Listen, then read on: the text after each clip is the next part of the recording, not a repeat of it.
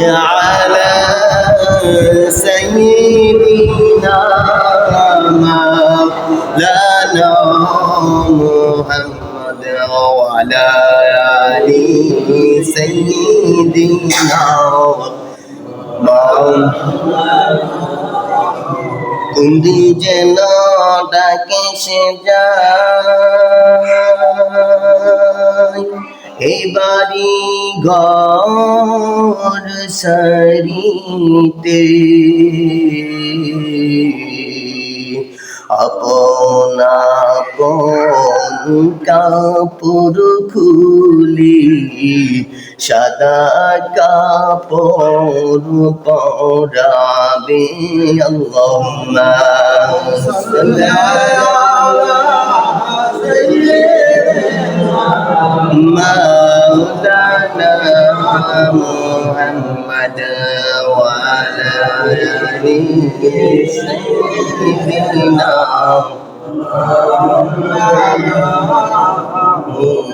মোহাম্মদ কর লাগিয়া কন্দরে মান কে আছে তোমার পূজন যিনি আমাদের পূজন শুয়ে আছেন মদিনায় আল্লাহুম্মা সাল্লি আলা সাইয়্যিদিনা মাওলানা মুহাম্মদ ওয়া আলা আলি সাইয়্যিদিনা মাওলানা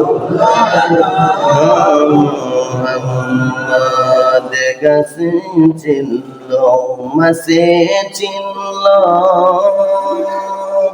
চিনলো বনের হরিণী মানব কুলে জন্ম নিয়ে না চিনিলাম বীজে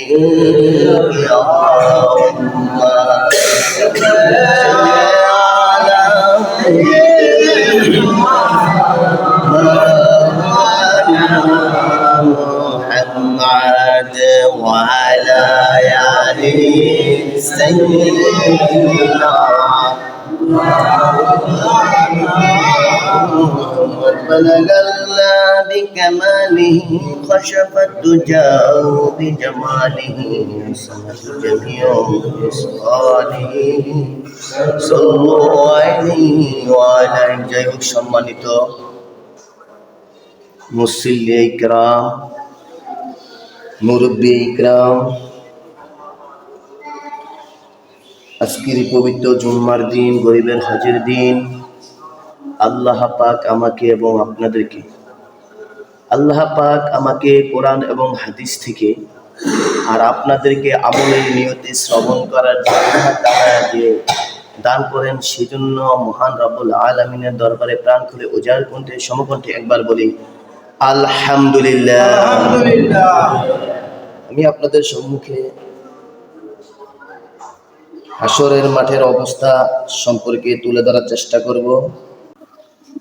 হাসরের মাঠে সবাই আমরা উপস্থিত হতে হবে। আমাদের দুনিয়ার জীবন শেষ হওয়ার পর কবরে যাব, কবরে যাওয়ার পর একদিন কিয়ামত হয়ে যাবে, কিয়ামত হওয়ার পরই তারপর হাসরের মাঠ অবস্থান করতে হবে কি হবে না? এই ভয়ানক পরিচিতি সময় সবাই ইয়া নাফসি বলবে। যারা পাপী গুনাহগার বান্দা তারা উপায় থাকবে না, আর যারা আল্লাহওয়ালা বান্দা তারা তো খুশিতে ভরপুর। এই সম্পর্কে কোরআন এবং হাদিসে আল্লাহ তাআলা বিভিন্ন জায়গায় আল্লাহ তাআলা বলেছেন, রাসূল সাল্লাল্লাহু আলাইহি ওয়াসাল্লামও বিভিন্ন হাদিসে বলেছেন।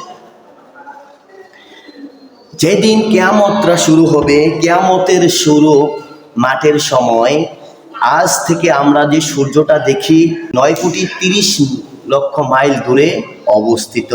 9,30,00,000 মাইল দূরে সূর্যটা অবস্থিত। তারপরে সূর্যের তাপ সহ্য করতে পারি।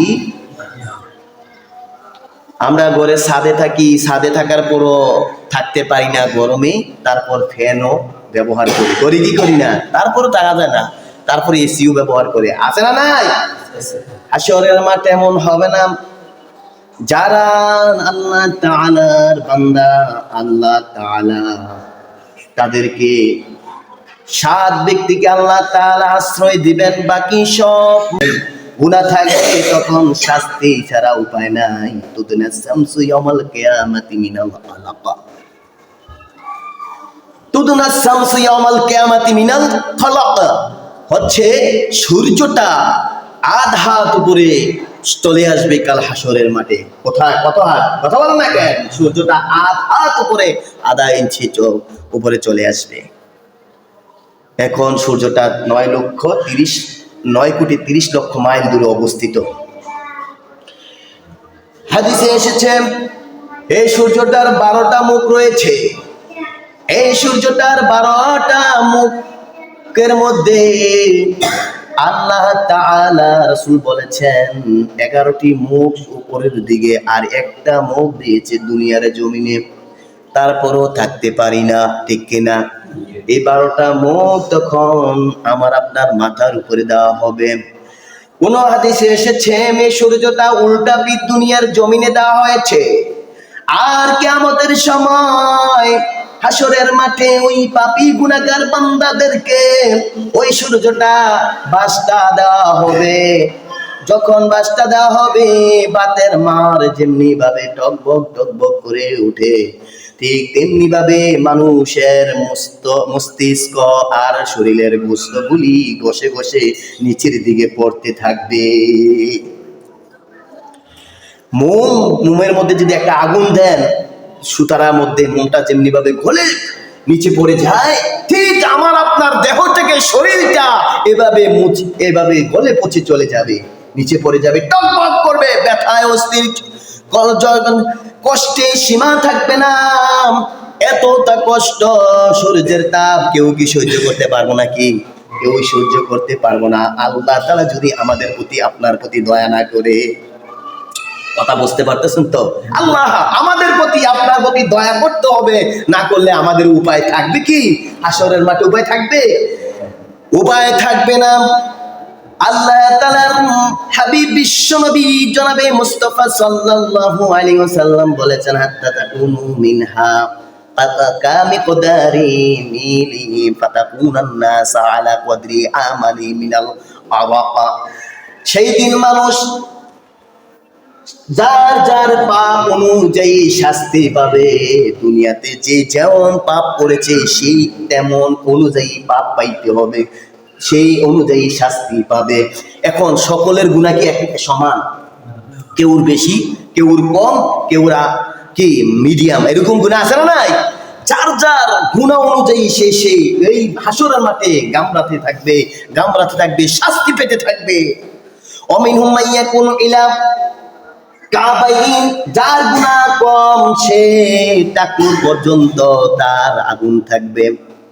আর অমিনহুম মাইয়াকুনু ইলা রুকাবাতাইন, কেউ হাঁটু পর্যন্ত গামাতে থাকবে। অমিনহুম মাইয়াকুনু ইলা হাকওয়াতাইন, কেউ কোমর পর্যন্ত গামাতে থাকবে। অমিনহুম মাইয়াকুনু ইয়ানজিমুল ইলজামা, কেউ মুখমণ্ডল, কেউ গলা পর্যন্ত এরকম শাস্তি পেতে থাকবে। শরীরের মধ্যে আগুন ধরিয়ে দেওয়া হবে। যে যেমন অপরাধ করেছে সেই এমন অনুযায়ী শাস্তি হাসরের মাঠে ভোগ করতে হবে। কার কথা? বিশ্বনবী সাল্লাল্লাহু আলাইহি ওয়াসাল্লামের কথা। শুধু তাই নয়, আল্লাহ তাআলার হাবিব বিশ্বনবী জনাবে মুস্তাফা সাল্লাল্লাহু আলাইহি ওয়াসাল্লাম ঘোষণা দিয়েছেন, বান্দারা শোনো, ইউশারুন নাসু ইয়াউমাল কিয়ামাতি উফাতান গুরাতান উরলা, কিয়ামতের সময় হাসরের মাঠে মানুষ উলঙ্গ অবস্থায় দাঁড়াবে। কাপড় থাকবে না, বস্ত্র থাকবে না। যেভাবে আমরা জন্মগ্রহণ করেছি উলঙ্গ অবস্থায়, ঠিক এরকম উলঙ্গ অবস্থায় সুতো পর্যন্ত থাকবে না। থাকবে নাকি? এমন উলঙ্গ অবস্থায় দাঁড়াবে। এই কথা যখন বিশ্বনবী বললেন, আম্মা জান আয়েশা সিদ্দিকা রাদিয়াল্লাহু তাআলা আনহু শুনতে পেলেন। বিশ্বনবীকে জিজ্ঞাসা করলেন, গো আল্লাহ হাবিব, সেই দিন তো নর এবং নারীও থাকবে, আর রিজাল ওয়ান নিসাউ জামিআ, সেদিন কি নর এবং নারী কি একসাথে দাঁড়াবে নাকি? বিশ্বনবী বলেছেন একসাথে দাঁড়াবে, নর এবং নারী, মহিলা পুরুষ একসাথে দাঁড় করানো হবে উলঙ্গ অবস্থায়।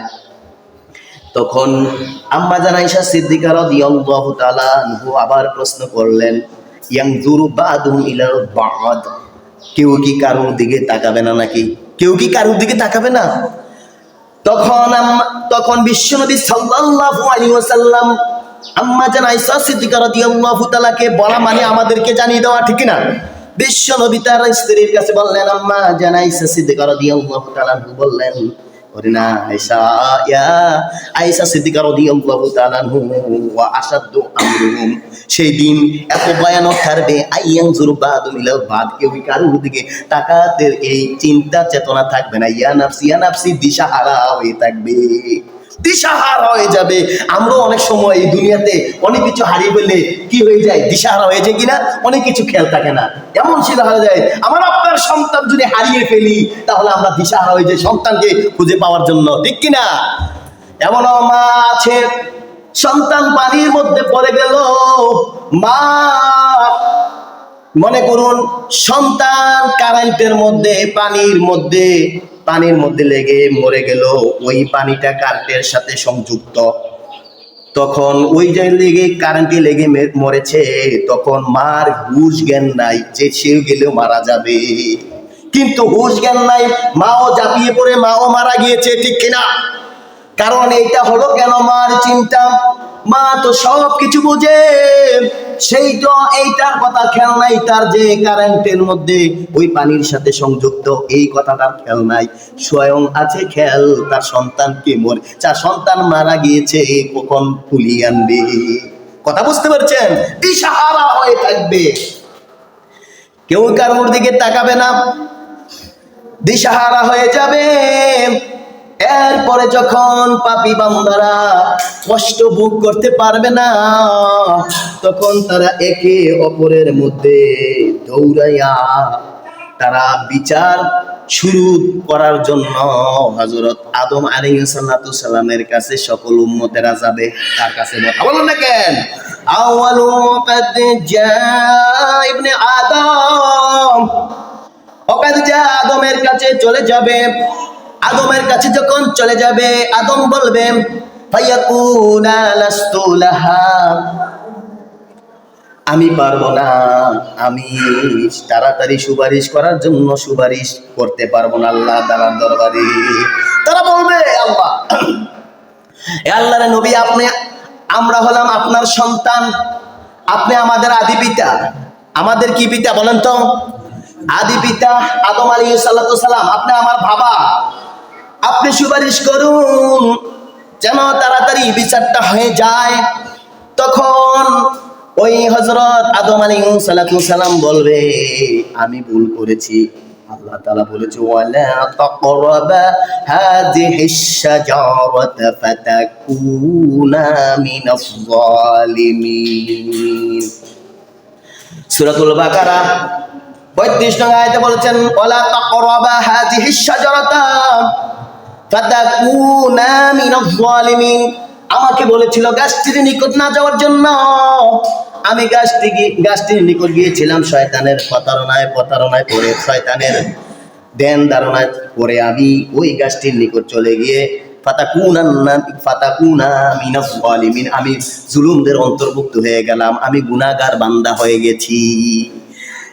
আল্লাহ তাআলা এই গুনাহ, এই ক্ষমা মাফ করেন নাই তাদেরকে। তখন তারা যখন চলে গেল ওই গাছটির নিকট, তখন আদম আর হাওয়াকে উলঙ্গ করে দিলেন, শয়তানের প্রতারণা পড়ে জান্নাত থেকে তাদেরকে নামিয়ে দেওয়া হয়। এইভাবে 30 দিন চলে যায়, 30 দিন কান্নাকাটি করে, কোন দোয়াটা পরে কান্নাকাটি করে?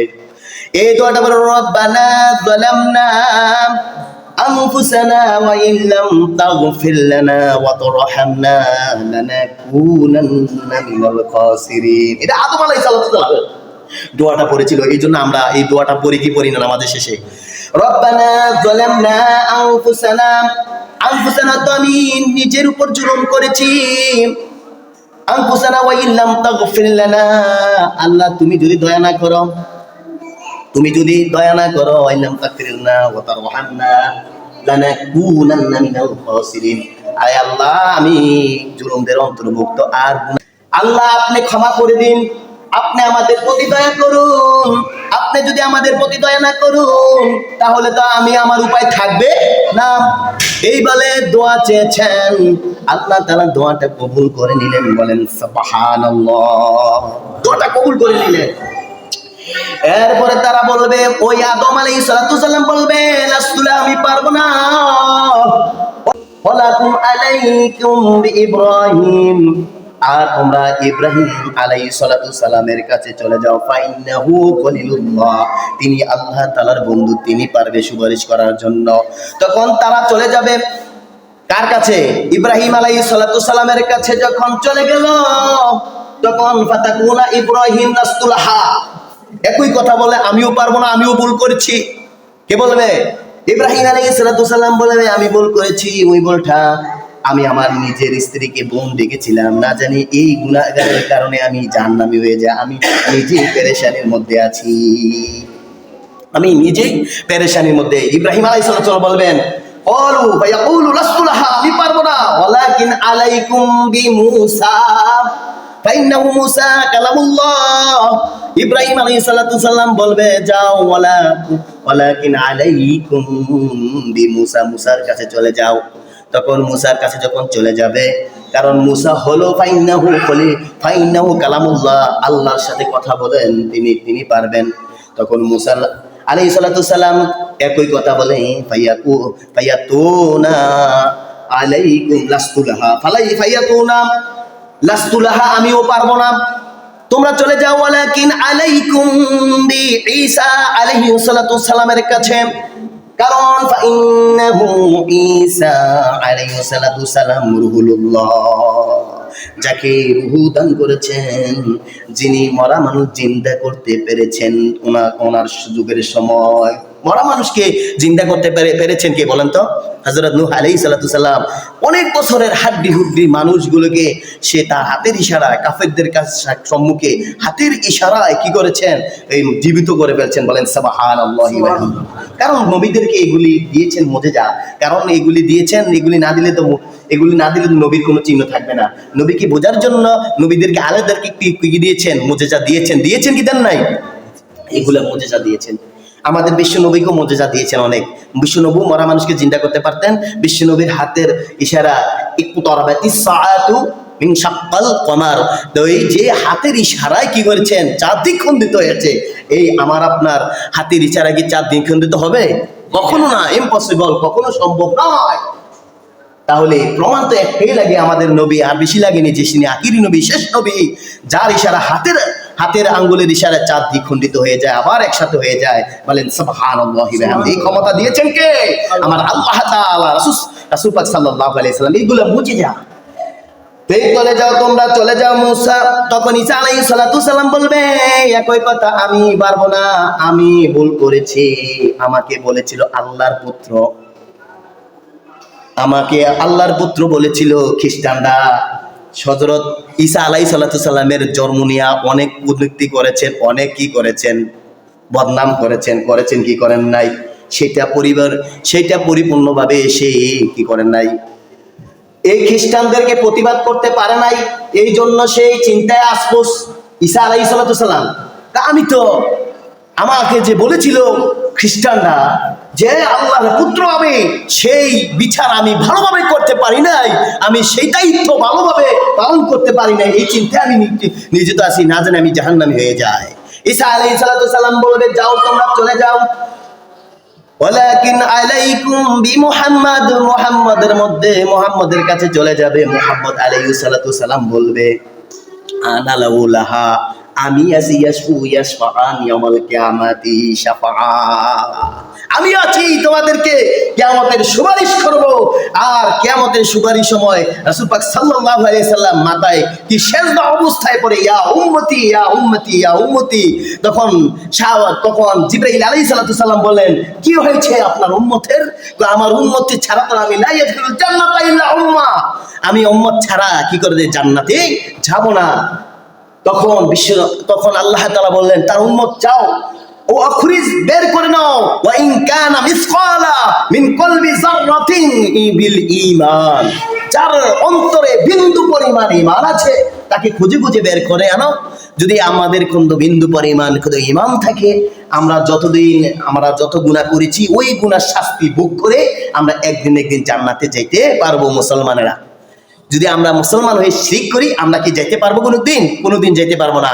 আমরা যদি শিরক না করি, যদি আমাদের যতই গুনাহ থাকুক না কেন, আল্লাহ তাআলা তো বলেছেন আমি সমস্ত গুনাহ মাফ করে দিতে পারি, ঠিক কিনা? তাহলে শিরক গুনাহ আল্লাহ তাআলা কি করবেন না? মাফ করবেন না। আল্লাহ তাআলা হাসরের মাঠে তখন আল্লাহ তাআলা ন্যায় নীতির বিচার, দণ্ডায়মান ন্যায় নীতি বা দাঁড়িপাল্লা স্থাপন করবেন হাসরের মাঠে। এর প্রমাণ আল্লাহ তাআলা দিয়েছেন। আল্লাহ তাআলা বলেছেন, আল্লাহ তাআলা وَنَضَعَ الْمَوَازِينَ الْقِسْطَ لِيَوْمِ الْقِيَامَةِ فَلَا تُظْلَمُ نَفْسٌ شَيْئًا وَكَفَى بِنَا حَاسِبِينَ وَنَضَعُ الْمَوَازِينَ الْقِسْطَ লিয়াউমিল কিয়ামা, কিয়ামতের সময় দাড়িপাল্লা, ন্যায় নীতির দাড়িপাল্লা স্থাপন করবে আল্লাহ তাআলা। এরপরে বলেন ফালা তুজলামু নাফসুন শাইআ, আমি বিন্দু পরিমাণ কারোর প্রতি জুলুম করব না, আমি অবিচার করব না। ও দুনিয়ার গোলাম, দুনিয়াতে যেমনি ভাবে তোমরা অপরাধ করে থাকো, কিন্তু টাকার বিনিময়ে অনেকে অন্যায়টাকে ন্যায় করে ফেলে, ন্যায়টাকে অন্যায় করে ফেলে, সঠিক বিচার পাও না। আল্লাহর কাছে এমনটা হবে না। আল্লাহ তাআলা বলছেন আমার কাছে ঘুষও চলবে না, আমার কাছে কারোর সুপারিশও চলবে না। একমাত্র সুপারিশ চললে আমার হাবিবের সুপারিশ চলবে। যদি তোমরা হাবিবের অনুসরণ হতে পারো, তাহলে তোমাদের এই বিনিময়ে মাফ করে দিব, আর নাইলে তোমরা মাফ পাবা না। আমি ন্যায় নীতি বিচার করব। ফালা তুজলামু নাফসুন শাইআ, আমি তোমাদের প্রতি বিন্দু পরিমাণ অন্যায় বিচার করব না। আর আমি হইলাম কাফা বিনা হাসিবিন, আমি বিচারকারীদের জন্য যথেষ্ট, আর কেউ বিচার করতে হবে না। হাসরের মাঠে কেউ আর বিচার করতে হবে নাকি? বিচারকারীর জন্য যথেষ্ট কে? আমার আল্লাহ তাআলা সাক্ষী দিচ্ছেন। আল্লাহ তাআলা এই বলে শেষ করেননি। আল্লাহ তাআলা পবিত্র কালামুল্লাহ শরীফের মধ্যে জানিয়েছেন, অন্য জায়গায় সূরা কাহাফের মধ্যে 49 নং আয়াতে আল্লাহ জানিয়েছেন, ওদিয়াল কিতাবা ফাতরাল মুজরিমিনা মুশফিকিনা